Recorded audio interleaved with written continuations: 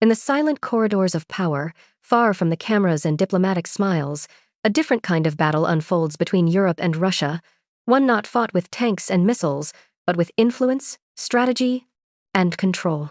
Since the early 2000s, Europe has walked a delicate line between cooperation and confrontation with Moscow. While publicly emphasizing diplomacy, behind closed doors, both sides have built vast networks of energy, finance, and intelligence designed to outmaneuver one another. Europe's dependence on Russian gas was not just an economic decision, it was a political trap set over decades, giving Moscow silent leverage over the continent's heating, industries, and even elections. When the war in Ukraine began in 2022, Europe's carefully balanced structure collapsed overnight.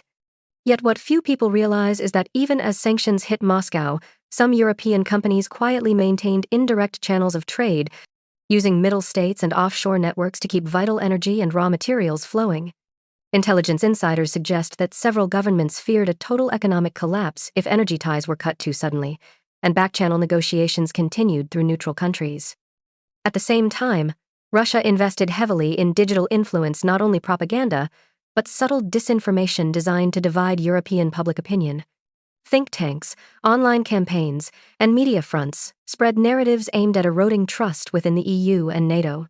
Europe, in response, launched its own silent countermeasures: cyber defense alliances, coordinated intelligence sharing, and massive investments in renewable energy to break the dependency. Beneath this struggle, a shadow war for technology and information rages. Hackers, corporate spies, and digital mercenaries hired to access research, disrupt communication, or leak classified data at key moments. According to several European security analysts, this digital battlefield may decide the future more than any physical war. Meanwhile, diplomacy continues in polished halls, but beneath the surface, every handshake carries suspicion. Eastern European states, remembering the Soviet era, push for tougher stances, while Western Europe, driven by economic interests, seeks controlled engagement. Russia, isolated yet resilient, plays a long game, shifting its alliances toward Asia, Africa, and the Middle East, building new trade corridors and political footholds to counter Western sanctions. Experts describe this as the Second Cold War, one not of ideology but of economics and information. As Europe accelerates its military modernization and strengthens its defense industry, a quiet question lingers: how united is the West really? Some intelligence reports hint at growing fractures between EU members' disagreements over spending, refugees, and the pace of military support to Ukraine.